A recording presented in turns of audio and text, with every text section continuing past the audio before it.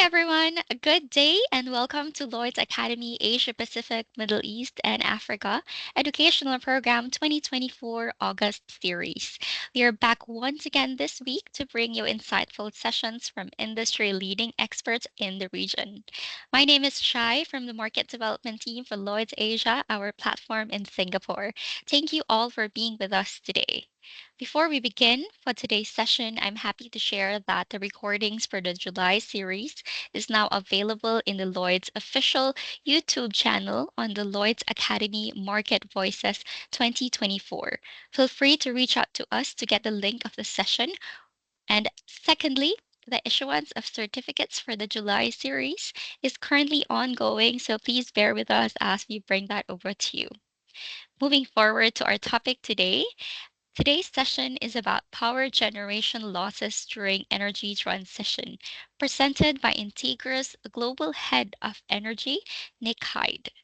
Nick is a chartered engineer with a great knowledge of dealing with conventional and renewable power generation, including coal, nuclear, hydroelectric, wind, and solar on both construction and operational policies. He joined the insurance industry in 2006, initially in London, handling power generation and heavy engineering losses on a home foreign basis, and has since held senior practice leader and director positions in both London and the Middle East. All right, before we begin, I would like to send some reminders, so feel free to send us your questions through the comment box at the right side of your screen, and we will get back to that at the end of the presentation. This session will be recorded and uploaded online and will be shared once available. And also, please remain until the end of the session to fill out the feedback form and receive your certificate of attendance. Lastly, for me, the views and opinions expressed in this webinar are those of the speaker and do not necessarily reflect the official policy or position of Lloyd's. The information provided is for general information purposes only and should not be construed as professional advice. All right, with that, I'm very excited to hand over the time to Nick to begin the presentation. Thank you. Nick? Okay, thank you very much for the introduction, Shai, and thank you to everybody for taking the time to attend this online Lloyd's Academy education session. As said, my presentation is about power generation losses during energy transition. I work for Integra Technical Services, and which is really a technically specialist loss adjusting firm that has bases in a number of areas, ranging from London through to Singapore, out in the Middle East, and further afield in Australia, New Zealand, and the United States. Shai has already done a brief introduction about me. As stated, I'm a chartered engineer with over 20 years experience of having dealt with conventional renewable power generation losses on various different classes of power generation. I'm actually the global head of power generation for Integra, and I originally started out in London as a home foreign adjuster before moving over to the Middle East. So I think just a brief resume of the sorts of things that I will be talking about here. Really, I'll be trying to address sort of how energy transition will change the nature of power generation risks and insurance losses. So I'll be talking a bit about what we actually mean by energy transition. I know that this has been a subject that has become more and more prevalent in recent times, but also to discuss what is the current power generation mix. It's quite interesting to actually see where we are at the moment. There's a lot of talk about the renewable sector, but we need to have a slightly more global look at where things actually are, and then where are we actually headed. And this is sort of in terms of what goals are being put forward. There's lots of talk about net zero by 2050, and also what are the types of risks and losses that we're likely to see on the way.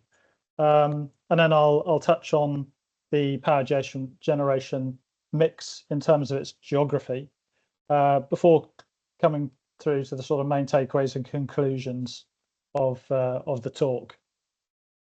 So when we talk about energy transition, what do we actually mean? And I know that it gets talked about a lot, but just to recap, sort of the energy transition is really the shift from power generation, in this case, using fossil-based energy sources to generation that will use low carbon emission sources and renewables. So this really means looking at decarbonising or drastically reducing the carbon emitting content. Um, so reduction in use of coal, reduction in use of oil and natural gas, and looking to replace that with hydroelectric, wind, solar, battery energy storage, and to some extent, and to some extent, the nuclear. I believe that nuclear has quite an important role to play in the future, and most people don't kind of see that, but that is certainly something that I believe.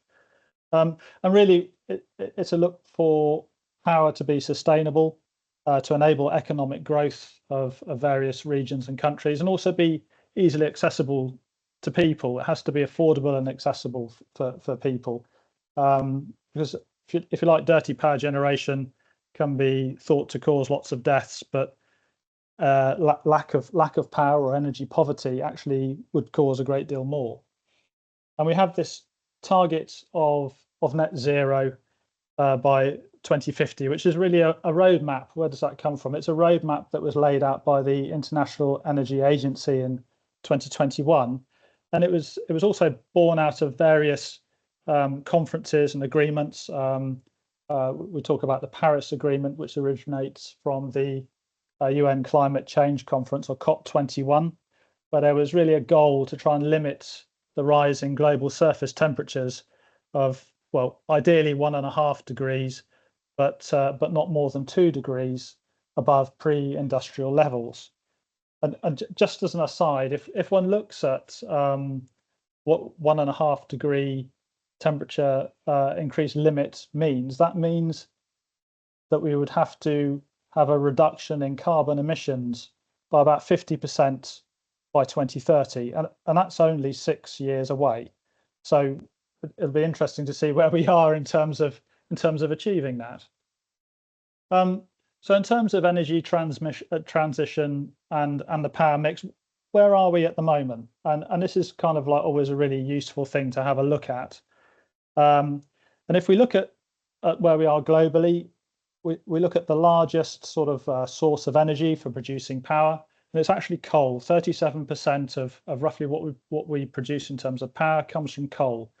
The second largest contributor is gas. Then after that we have hydro at 16%, and nuclear globally is roughly at about 10%, and but oil is quite small. And if we touch on renewables, and if we include hydro within renewables as well as wind, solar, and other renewables, we're talking about 25% of global power generation. So it's worth sort of putting that into perspective as to where we are now and where we actually need to try and get to. The other thing to bear in mind is also there is quite a large difference in terms of geography, in terms of who is generating power using what. So if we look at countries like the UK has very little coal generation these days, and that's actually changed dramatically over the last 20 years. So that's roughly at about 2% of the power generation for the UK. Gas is very high, and it's probably one of the highest in the world at 43%. Nuclear is at 16%. Wind is at, say, 27%. So there's quite a large proportion that has been moved more towards renewables. And if we look at in the US, you've got coal at about 20%. Again, gas is high at 39%. And then we have nuclear at about 18%, and a significant proportion from renewables. As a potential outlier within Europe, if you will, or the West, you have countries like France, which is not shown in this table, but approximately 70% of their generation is from nuclear power, and that was because obviously of historic decisions that were made by the French government. In fact, going back to the oil crisis in the 70s, where there was a decision made that France would direct a lot of its power generation using nuclear power, so that it was less reliant on spikes in terms of oil global oil supply. And that's actually quite interesting, because in the most recent, if you like, inflation or cost of living crisis, where energy prices have skyrocketed, in actual fact, France's inflation rate was actually limited to some extent by the fact that their industry and a lot of their domestic power consumption is actually taken from generation of nuclear power. If we look more towards the east and we look at India and China and South Africa, for example, as they are sort of fairly, well, certainly India and China, large populous countries, and we see that there's actually a very different power generation mix. So if we look there, we can see that India at the moment has 74% of its generation coming from coal. So this is huge. It's very much the largest sector for power production, and everything else pales quite significantly by comparison. The next largest is around about 10 for hydro, but if we look at things like nuclear, that's just 3%, and then the other renewables, that they're actually relatively small. I focus on nuclear from time to time because I think it in terms of getting towards net zero, then actually nuclear is quite important, because it's considered actually to be a low carbon emitting source for power generation. Moving on and looking at China. China again has very large coal as a source of power generation. Hydro is larger, and it has a large amount of other renewables such as wind and solar. South Africa also has a very high proportion of coal as part of their power generation mix. With aside from that, we have renewables with nuclear relatively small. And it's interesting to note that these countries have large quantities of coal which they can use. So that's obviously a factor in their choice of power generation. So there is very much, if you will, a geographic split or difference between different areas in the world. So in terms of energy transition and the power mix estimated in 2050, there's a few things that is really worth bearing in mind here. So in terms of global demand for power, this is actually set to probably double from around about 20,000 terawatt hours in 2020 to approximately 45,000 terawatt hours in 2050. So it's a huge amount of power. Now, the other thing to bear in mind is also geography.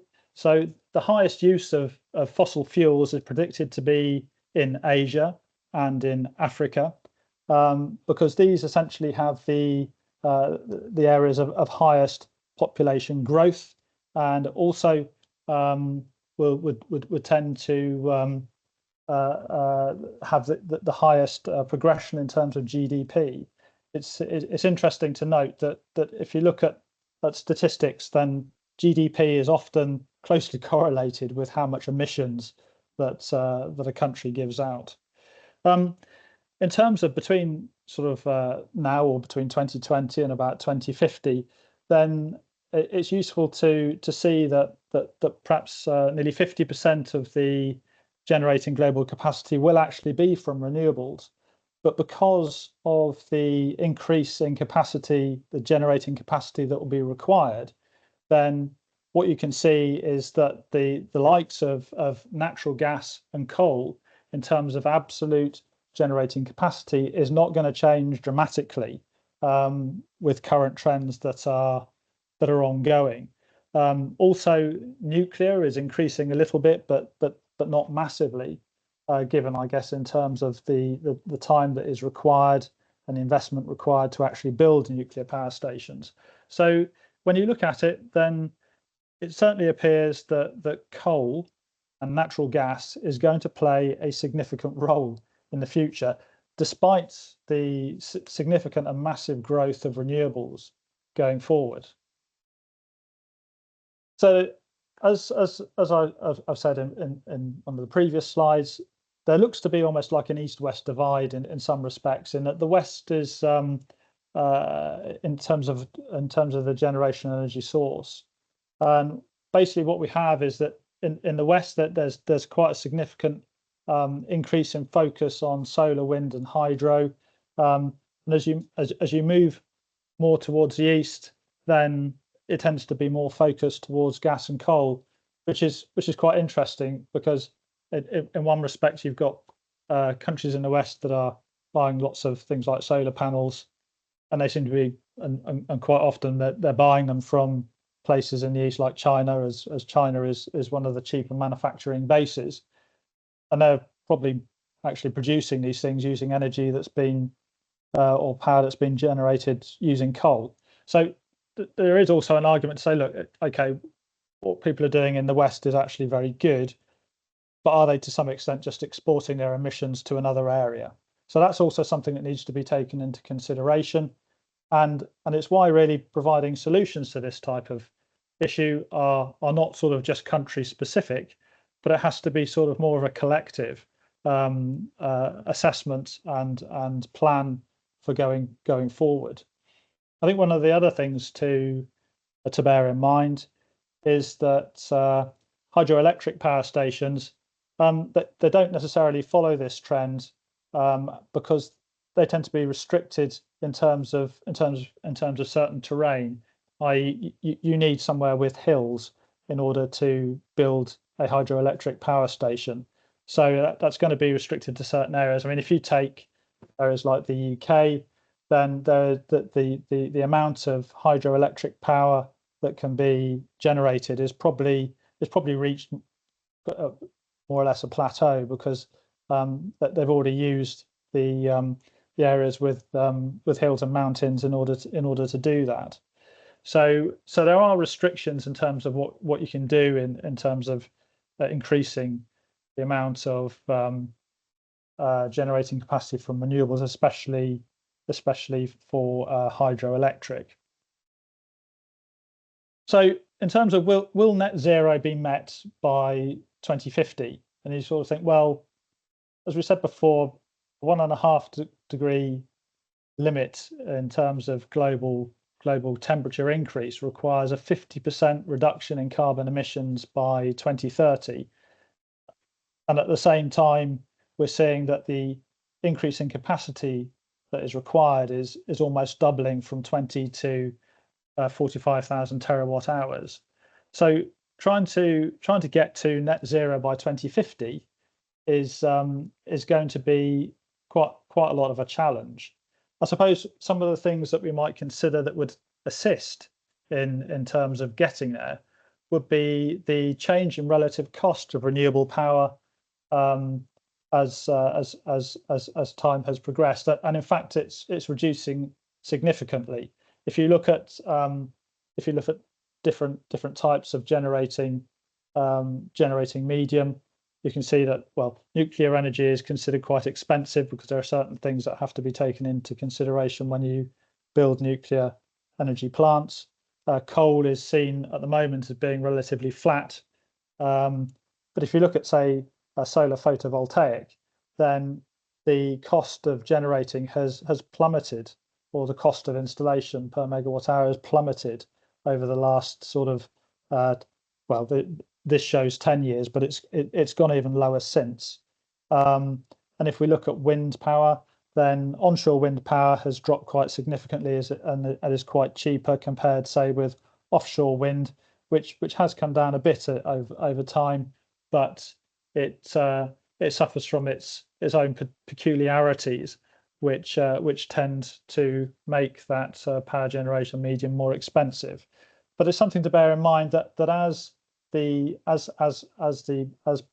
power from renewables becomes cheaper to build and install and operate, then the mix is going to be pushed more towards one way than another.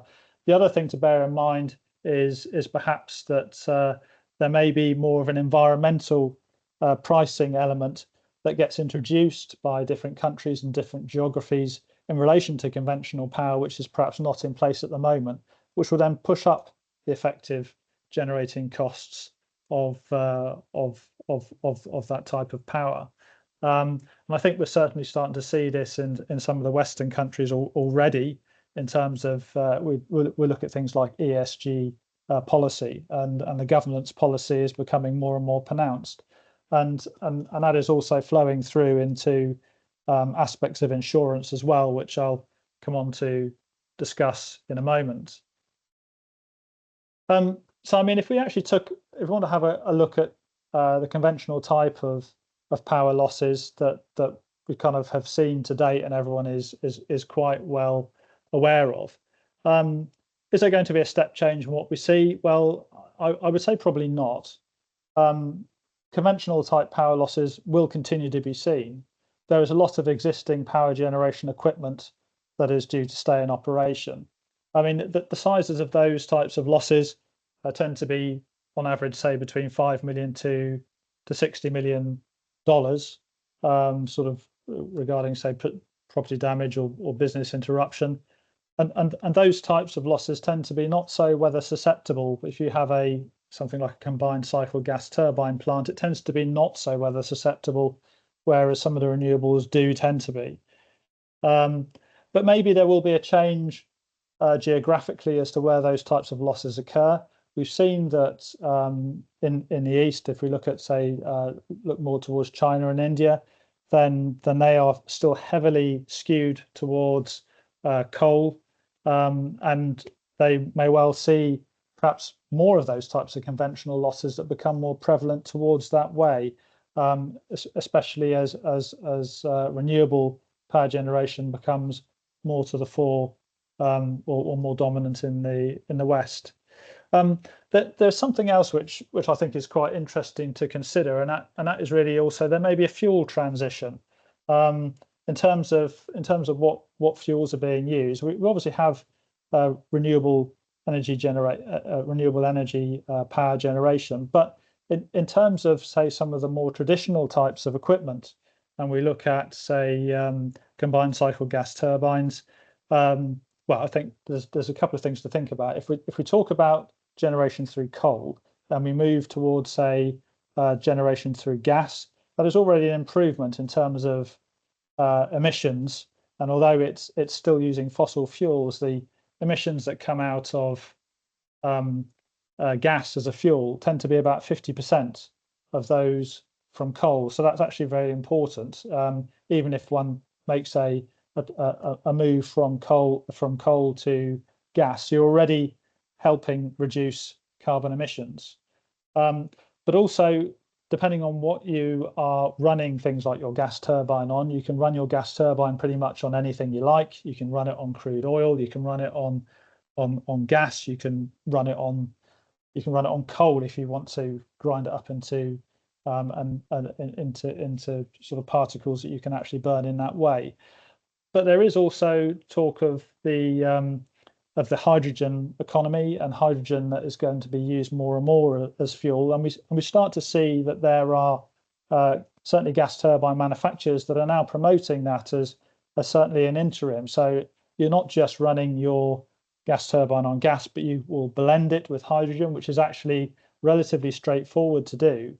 But you can actually move more towards using hydrogen, 100% hydrogen as a fuel in its own right, and that will obviously require some degree of development in terms of combustors and how that moves. But that is also an element that is worth considering for the future. There are, of course, infrastructure issues that need to be progressed in terms of how that works. But it's something to very much to bear in mind. The other thing is there is very much a bit of a renaissance going on with regards to nuclear power. If one looks towards the UK, where they are sort of in the process of building two brand new nuclear projects at Sizewell and at Hinkley Point, then they're certainly things to bear in mind. And other countries in other geographies also have quite serious ambitions with regards to nuclear power generation. And whether you like the idea of nuclear power generation or not, in terms of carbon emissions, it's actually pretty low as a carbon emitter. People have issues in terms of, say, safety for nuclear power, but if one looks at the reality of it, if you consider sort of the number of people who have perhaps been killed or whatever in nuclear accidents over the years, it's relatively small, probably in the numbers of thousands, compared to the number of people who are considered to die each year through exposure from pollution from fossil fuels, which is just many times more than that. I think it's something like 500,000 people in the US alone over 20 years are considered to have died from actual coal fire power generation. So if you consider the likes of, say, other countries, and you look at places like China and India, then you have sort of many sort of hundreds of thousands of people that could be dying each year from exposure to that type of power generation.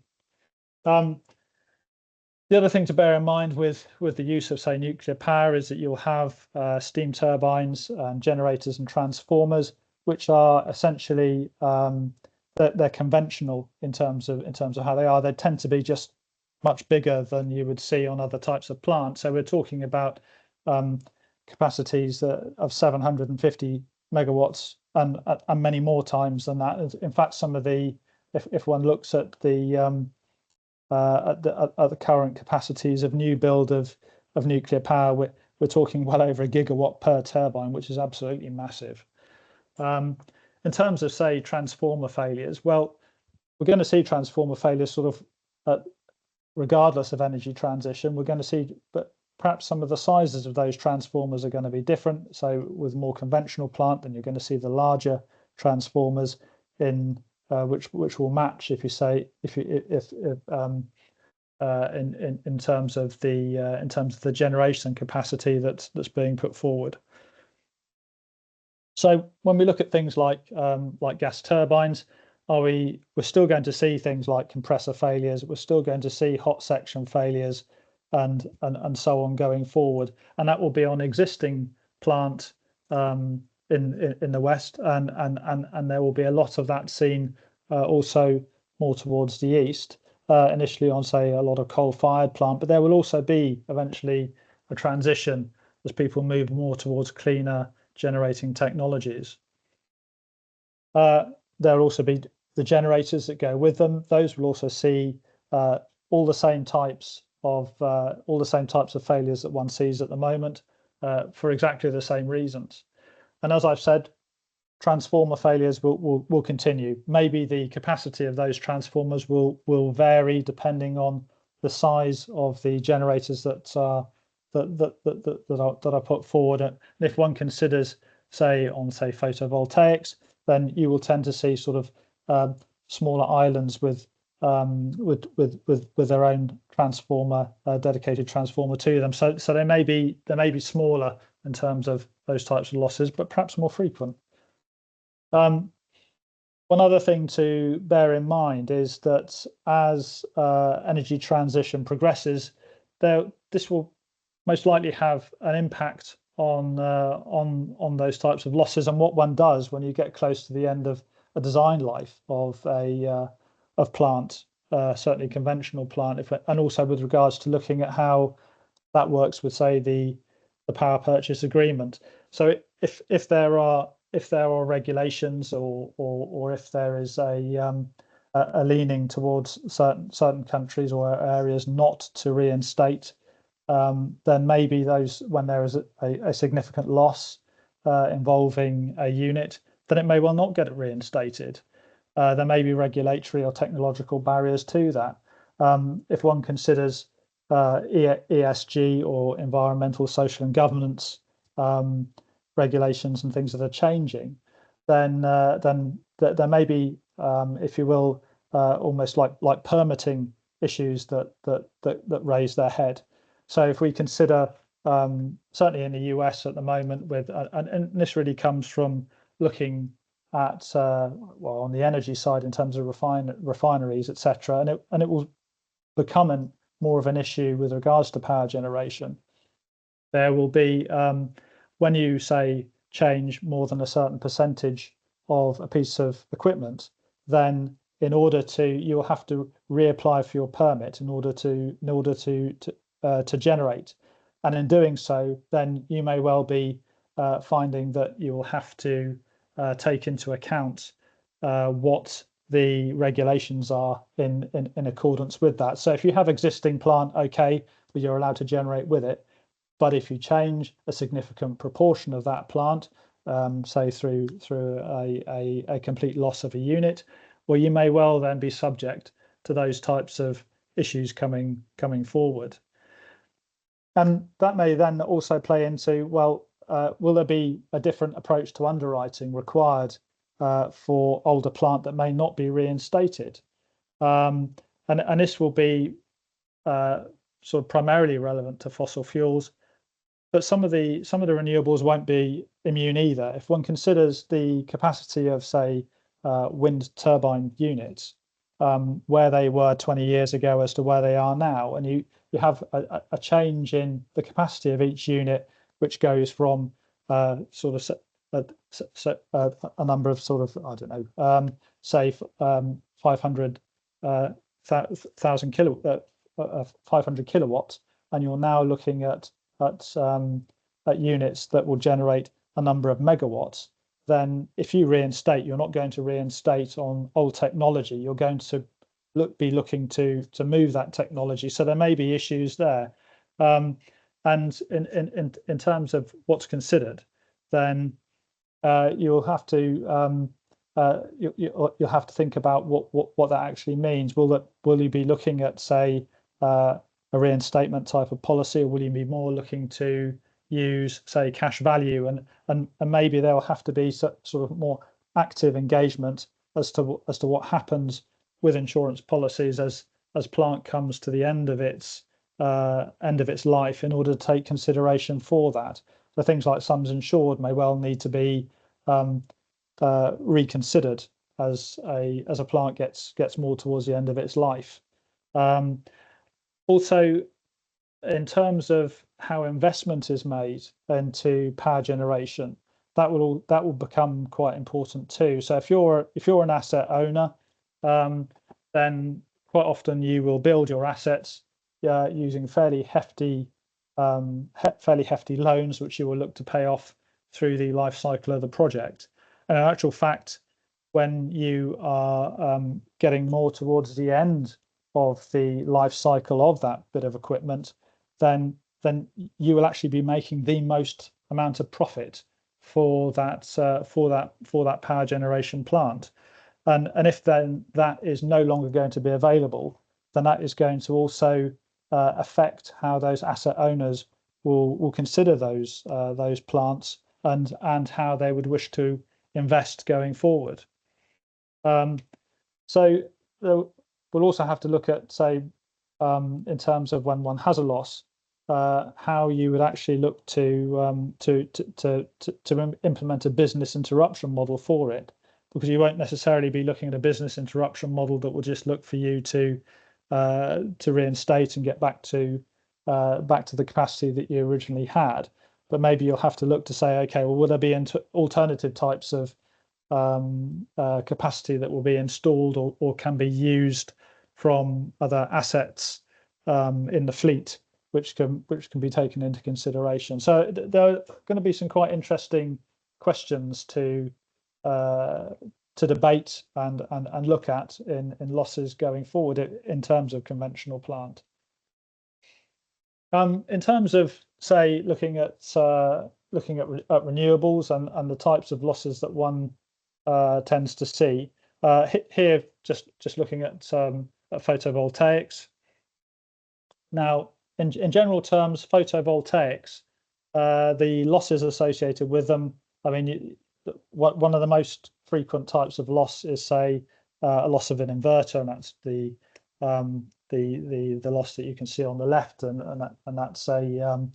that's actually from a fire. Quite often, those things are caused by issues with inside the control of those converters. IGBT failures are quite common. Those can result in fires. They tend to be sort of relatively frequent, and a lot of those losses are sort of around about the $100,000 mark. But on the other hand, the other thing that perhaps photovoltaics and renewables are more susceptible to are weather events. So here I've got a photovoltaic array that's been affected by flooding, and then on the right hand side you can see issues from hail damage. Now I've said there's a higher susceptibility to severe weather events, and I put $600,000 plus, but in actual fact, what's actually pretty interesting to see that in recent times, and certainly in the Middle Eastern parts of the world, there have been some pretty enormous losses that have occurred out of weather events, and they are actually becoming much more frequent. And so there was going to have to be some issues to take into consideration about how that affects underwriting too. So I mean that's already perhaps a difference in comparison between conventional plant and renewables in terms of the susceptibility to weather events.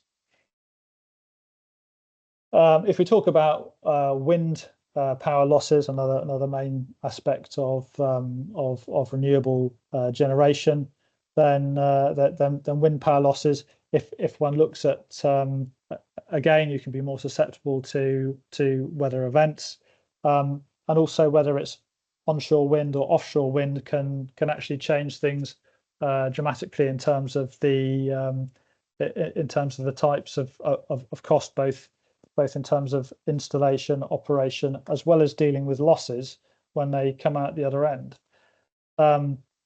So if we look at, say, just giving an idea about the different types of failure modes and claims that one might see with say onshore wind, you can see that that quite high are things like blades and electrical problems, and in actual fact, quite a high proportion of losses are also tend to not get paid at all, because they tend to be you have relatively high deductibles that are in play. So there's a relatively high proportion of retained retained risk by the asset owners or the insured.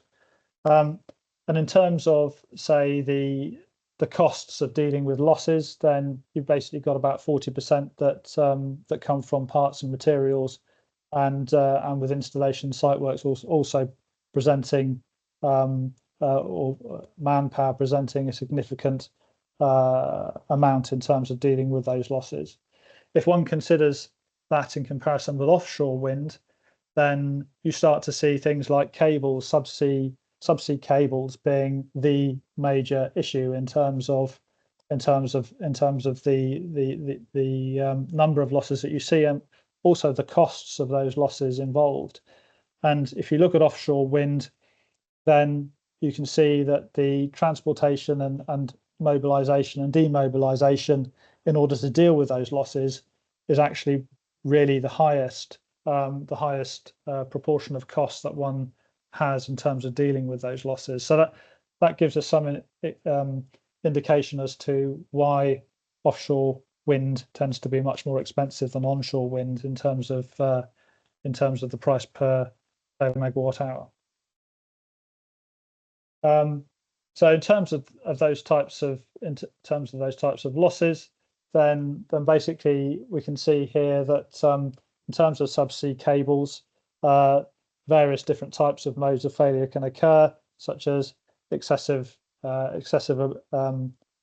abrasion during installation and commissioning, or if you have actual mechanical impact from the equipment that's being used in order to lay them, and also the style in which they get laid in terms of, say, looping the cable or scrunching the cable up or bird caging it. due to the way in which it has been it's being put down, and the amount of slack that's being given to the cable as it's put down. In terms of the operational losses of subsea cables, and it tends to be things to do with latent defects in terms of the cables themselves, and problems with the protection system of the cable, manufacturing defects, and also material degradation. If one looks at the sort of just the relative costs of those types of losses in terms of, say, blade damage, you have losses of about 1.5 to $5 million, generator and electrical issues sort of between $3 and $15 million. If you start looking at the cable losses that come into play, then you start the value of those losses tends to escalate quite dramatically, such as when you're talking about inter-array cable losses, that's between $15 to $50 million. Export cable losses, when you're exporting power back to the mainland, then you've got say $15 to $100 million losses. And if you're talking about cable protection systems, then you can get anything from between $25 million to $175 million in terms of cable losses. So those types of losses can be significant in terms of just general sizes of loss for renewable systems such as offshore wind. So I've only touched on, say, a couple of the main aspects there, but just in general conclusions, in terms of what is happening for power generation. Essentially, the global demand for power is going to double from 20,000 terawatt hours in 2020 to approximately 45,000 terawatt hours in 2050. And the highest use of fossil fuels is going to be coming from Asia and Africa, predominantly because of population and population growth, as well as the resources that they have readily to hand. Low carbon and renewable energy power generation transition is occurring, and you can see that happening in the West. But in terms of looking at things like the Paris agreements and net zero by 2050, then I think it's probably going to come. It will happen, but it's going to take quite a bit longer than the goals that have been stated in those agreements. As I said, trying to limit global temperature increase to 1.5 degrees requires a 50% reduction in carbon emissions through generation by 2030, which is only just around the corner.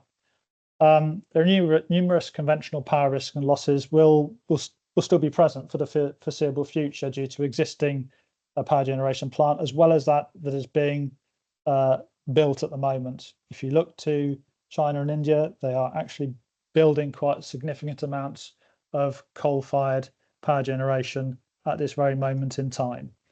But obviously, over time, there will be this transition, and those types of losses may actually comprise a lower proportion of the total losses. And then as plant ages and things change with regards to regulatory pressures, then this will need to be taken into consideration in terms of underwriting and possibly loss handling going forward for different types of assets that may not be reinstated as a result. In general terms, renewable losses, in general terms, conventional losses tend to be larger, but less frequent, and renewable losses tend to be smaller and more frequent. However, in terms of weather events, then conventional power tends to be less susceptible to weather events, whereas renewables is showing that it's actually pretty susceptible to extreme weather events, and the effects of climate change are actually playing into that, and we're starting to see that in some of the losses that we've been seeing of recent times. So that really concludes my presentation. So thanks very much for having given me the time, and happy to answer any questions as best I can. Thank you very much, Nick. And yes, we have a lot of interesting questions on the comment box. So, first one from Thomas, Mr. Hyde, are we really going to replace those power plants using coal and gas? Some of the major industries are relying to those type because of the steams they use in their production process. So while they can replace the fuel by biomass, it doesn't necessarily reduce the carbon emission. Thank you. Yeah, I agree entirely. I think it's very much not straightforward at all, and those things are going to have to be taken into consideration.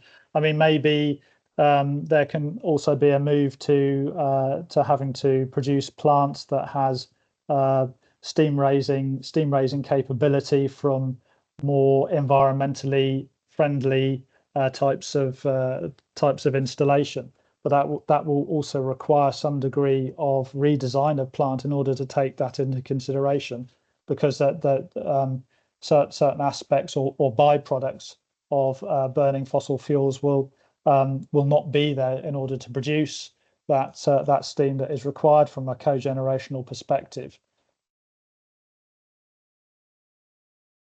Thank you. And moving on to the next question. In the transition to new energy sources, countries ratifying such treaties establish their nationally determined contributions. Uh, would there be any effort from the insurers and reinsurers to support the transition period?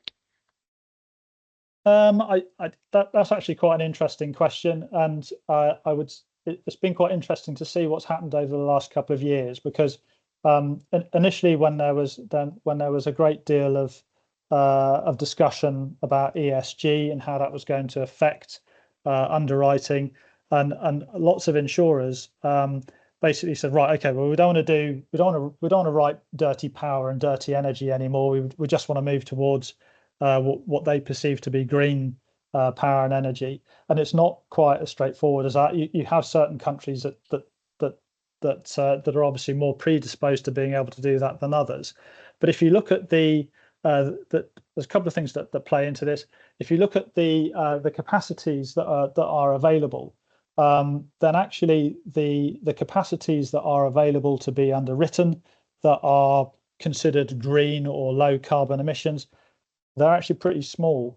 And so you've got all these people chasing after, or say you've got insurers chasing after that risk to write, but there's actually not sufficient risk to do that. So actually, if you just look at it from a purely business perspective, then they're having to shift back towards some of the more conventional energy sources, and perhaps have a slightly more holistic view as to what's happening there. So we're starting to see, although insurers are looking to promote sort of ESG friendly types of behaviour, they're also taking into consideration, okay, well, there's going to have to be a transition. So if you look, say, the difference between coal and gas, then you've got a 50% reduction in emissions that are associated with gas compared to coal. So you can start to say, okay, well that is a movement towards that type of thing. And also, if you look at certain technologies, implementation of certain technologies such as flue gas scrubbing, as well as carbon sequestration, then you can start to sort of consider things that previously you might say, oh, we don't have anything to do with that. But actually going forward, and in terms of being sort of responsible, it's not just environmental. There's environmental, social, and governance, which means that you still have to maintain availability to people, and you still have to be able for countries to grow their economies and support the population that they have. So I think that there definitely does have to be. Initially, there was kind of almost like a knee-jerk reaction, I would say, and I think now, as it's progressed and we look at how things are moving, then insurers are having to say, okay, well, we have to take a slightly more informed approach to this and look at the different technologies that are on offer and what people are actually able to do so that you can kind of keep the lights on. Thank you very much. Another question from Lee Swain. Hi, Nick. I'd be interested in your views on the increased BI volatility that we're seeing globally and the impact of renewables on that volatility. How can underwriters continue to write BI sustainably given the levels of volatility we've seen in the recent years? Thank you.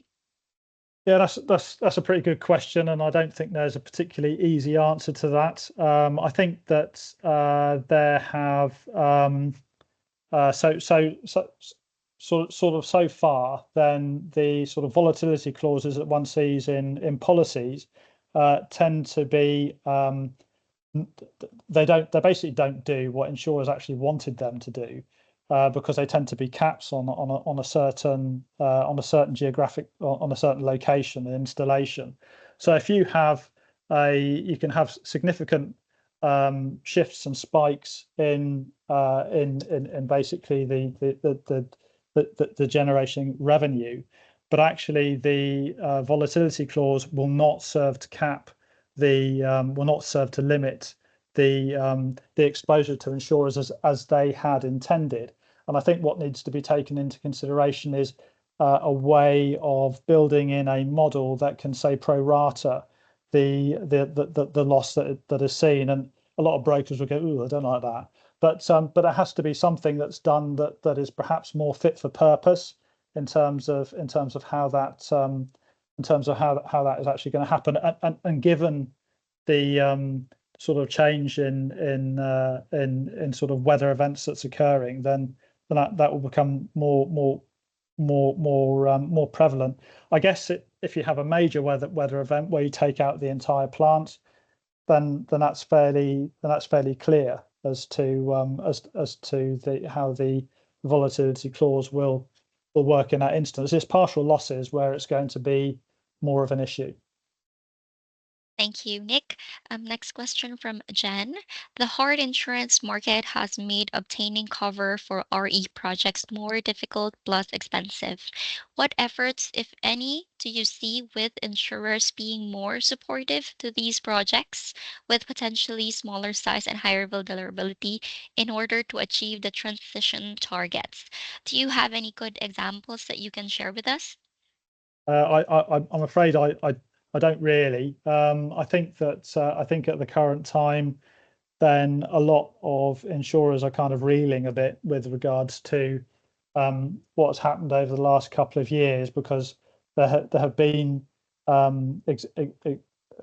examples of that basically there's been a consideration that renewable energy sources would not give such massive losses.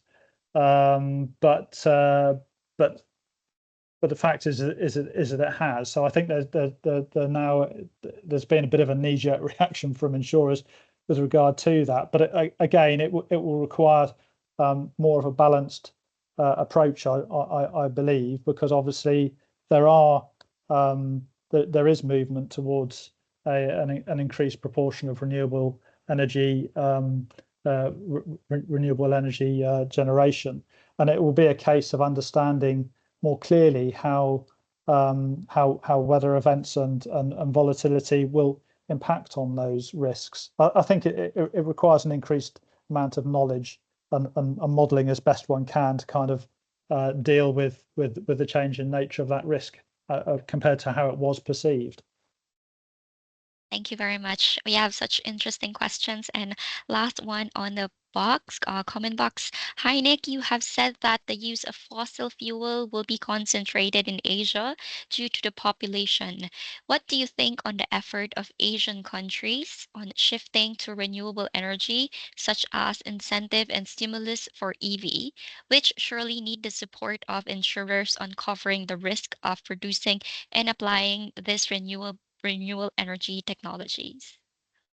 When you say EV, do you mean do you mean electric vehicles? Electric vehicle, yes. Yeah, I'm kind of I'm not massively sold on electric vehicles, if I'm if I'm completely honest. Well, I think let's deal with a couple of those things. So in terms of the sort of concentration of of fossil fuels, I think in some ways these you have a large amount of coal that is available in those areas. So there is actually a natural tendency to use that because it's cheap by sort of in terms of what it costs per megawatt hour. So that will actually require a change in terms of governance in order to make it less cheap. But also, as I said earlier, in terms of things that get manufactured in China and India, it seems to be kind of like the world's manufacturing base at the moment. So all those things to do with the massive increase in things like electric vehicles, those are getting manufactured in the Far East. So you can, again, you're saying, okay, well, are you exporting your emissions? The other thing to bear in mind with electric vehicles is that the energy that's required in order to build an electric vehicle is actually pretty high, and all of the materials that are involved with electric vehicles, and not least the batteries themselves. If the world decided that EVs were going to be what would be used going forward, then that quite clearly wouldn't work, because you'd have such a demand on the materials required for manufacturing those EVs.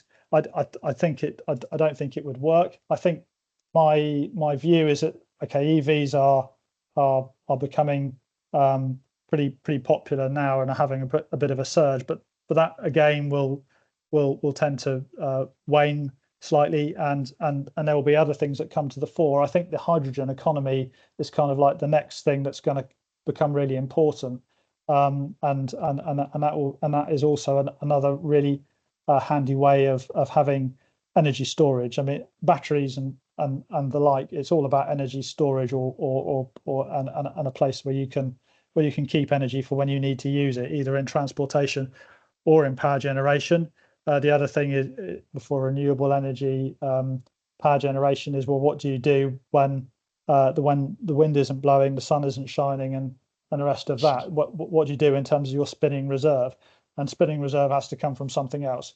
Well, there's sort of people saying, oh, well, we can build massive lithium battery sort of storage facilities, so sort of the battery energy storage systems, which are becoming more prominent, but again, they have their own issues associated with them. There's the exciting thing of them catching fire, and the fact that if you do have a fire in a lithium battery plant, well, it tends to spread pretty rapidly. And again, you've also got this issue of material. So I don't think that's a perfect solution. I think that one can okay, you give some credit for moving towards that type of thing in terms of trying to reduce carbon emissions, but are you helping overall? I'm not so sure entirely, and I think it puts different pressures on resources. So I think it needs to be a blended approach in terms of that. Anyway, I've waffled quite a bit on that in various aspects, but I hope it kind of gives some insight as to what my thoughts are. Yes, thank you very much. And I'm afraid due to the time constraints, if you have any more questions, feel free to reach out directly to Nick or to Lloyd to send us your questions, and we'll address it offline. So I believe we have come to the end of the presentation right now. Thank you, Nick, for the very insightful talk and providing us with the relevant data and the facts that I'm sure our participants have enjoyed and learned from. It is our pleasure to have you today in our educational program. And of course, I'd like to thank our participants as well for being with us today. And I will see you on the next session on Thursday, same time. We will be talking about flood claims across Asia, changes since Thailand 2011. So that's on Thursday, 3 p.m. once again. At this point, I will be sharing my screen shortly for the QR code on your feedback. Thank you, everyone, and have a nice day. Bye. Okay. Thanks very much, Shai. Thank you, everyone, for joining.